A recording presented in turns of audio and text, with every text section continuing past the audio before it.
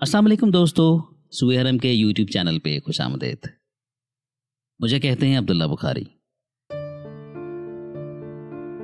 London metro station کے باہر ایک شخص وائلن بجا رہا تھا۔ وہ اسی جگہ پر تقریباً 1 گھنٹے تک وائلن بجاتا رہا۔ اس دوران اس شخص کے قریب سے سینکڑوں لوگ گزرے، مگر ان میں سے چند ہی لوگ کچھ لمحوں کے لیے اس کے پاس رکے، مگر وہ بھی جلد ہی چل دیے۔ رکنے والوں میں سے کچھ لوگوں نے اس کو چند پاؤنڈز بھی دیے۔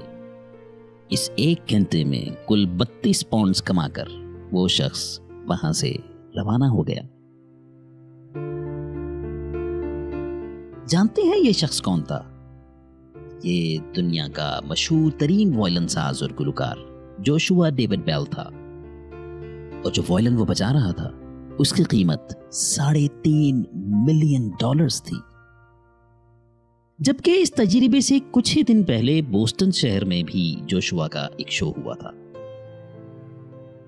اور اس شو کی نہ صرف تمام ٹکٹیں اپنے وقت سے پہلے فروخت ہو گئی تھیں، بلکہ لوگوں کی ایک کثیر تعداد نے اس کو سڑک کے کنارے کھڑے ہو کر سنا تھا، جبکہ ٹکٹ کی کم سے کم قیمت $100 تھی۔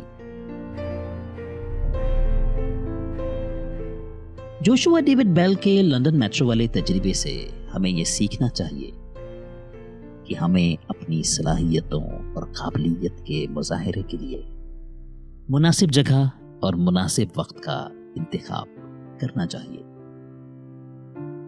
اگر ہم اپنی صلاحیت اور قابلیت کو نامناسب جگہ اور نامناسب وقت پر پیش کریں گے تو ہم اپنے آپ کو ضائع کر دیں گے۔